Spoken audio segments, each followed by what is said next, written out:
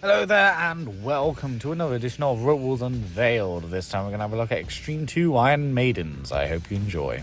According to the Chomp-A-Lot team, the original Robots discussion forums, the official Extreme 2 souvenir program, an early name for this tournament was Warrior Wives. The episode is most notable for being the last episode of the original run to be shown on BBC 2 prior to the rights being purchased by Five. As a result, this would be the last time for 13 years an episode of Robots aired on BBC 2. After this episode, champion Chomp-A-Lot was not seen again on the original run of Robots, placing it as one of only a few robots to win their final battle before its appearance in Series 8. On Chomp-A-Lot, a photo from Series 6 was used, despite all 5 of the other competitors having the Extreme 2 official photo on their statistics board. For this episode, Hazel Heplock of Team Firestorm competed with the Cat-Free team. The fight between Chomp-A-Lot and Behemoth is seen as controversial, as Chomp-A-Lot was righted by Shunt to allow it to continue with, and ultimately win, the battle.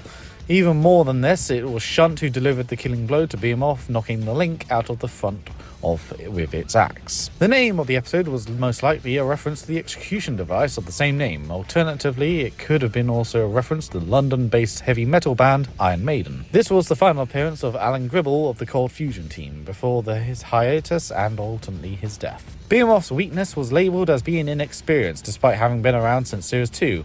However, this was mainly because Liz Pritchard and Claire Gray were at the controls of Behemoth this time. Thermidor 2 could be seen in the pits during Chomp-A-Lot's interview before the first round of the Extreme 2 Iron Maidens. Ironically, Thermidor appeared in both of its main championship melees. Chomp-A-Lot appeared in the same episodes as robots which all fought in their single Extreme 1 mayhem. Thermidor 2, Stinger and Behemoth. Stinger was the only one of the three to beat Chomp-A-Lot outright by virtue of its progression to the second round in Series 6. And Gribble always referred to Pussycat with female pronouns. Ironically, this is a female-centric event. Cat-Free was featured heavily in the magazine advertisements for Extreme 2, where it was pictured with Shunt. And that is it for today. The Extreme 2 Iron Maiden is one of those extra events which is very gimmicky in a way. I mean, you have the Minor Meltdown, which is all about children taking the controls. You have the University Challenge, all these university school robots. And of course Iron Maiden, which is all about the female team members taking control. And one question I have to ask straight away is, how the hell is Firestorm not in this? You know, they obviously have Pussycat, they have Behemoth, who appears quite a lot for Extreme 2. But they don't have Firestorm. I wondered why. You know, obviously Hazel Heplock is a part of the Cat-Free team in this particular event, which I guess is the Firestorm representative in a way, but I don't know. I feel like, you know, Firestorm would have been a much more better addition than, say, Spin Doctor, but at the same time, you know, you got to give some of these teams or some of these extra robots some time to shine, and you definitely see this with Chomp-A-Lot, who's probably the most infamous robot in this particular episode. It's the robot which is the most, impactful, I guess you could say, as a result of winning the competition, because Chomp-A-Lot isn't a bad robot. You know, you see it in live events, you see it in Series 8, in fact. It's, you know, capable of winning battles, it's capable of doing quite well, and it's quite a durable little machine.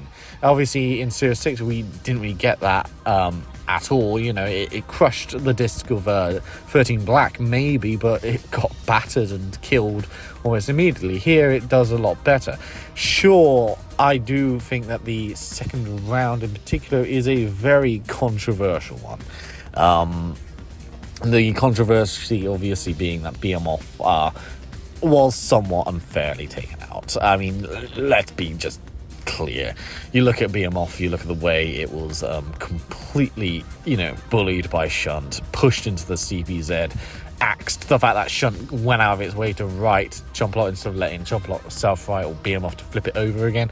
I don't know, I feel like that is definitely a questionable moment, especially given like how bad Behemoth's luck is in Extreme 2 in particular. Like, it had a rotten time in Extreme 2. It had a rotten time during this time period in general. Series 6, Extreme 2 and Series 7, Behemoth was not in the best of shapes. And of course, this being really obvious staging, I think that's kind of unfair in my opinion. Obviously Chomp-A-Lot, you know, it's still an impressive robot. It beat Pussycat, especially because Pussycat technically was scheduled to win that fight, and of course it didn't. So I do like that. I like it when the underdogs win. That's what I'm trying to say. I think that's where, you know, some of the better moments from Road Wars comes in, and I think that's why the Chompalot Pussycat fight is so memorable. The competition itself is not that bad. I think it's pretty decent. I think, you know, it could have been a little bit better, could have been a little bit more bigger, maybe. You know, like I said, Firestorm is a big, you know, misstep. They could have had Firestorm there. It would have been interesting to see Hazel, you know, control Firestorm and, you know, fire the flipper and what have you. I don't know. I think that would have been a much more interesting dynamic than having, you know, something like Spin Doctor, which never worked across 3 different seasons. And so I think, you know, you could have had that. You could have had some of the other ones. Regardless, I do like this event. I do. I think it's a great event. I think it works, you know, favorably a lot of the time. And I think, you know, the original title, Warrior Wives, is quite a cool title, but I think Iron Maiden is a much better title. I'm so glad they went with that, in my opinion. That is a much better title. So, what are we going to get next time around?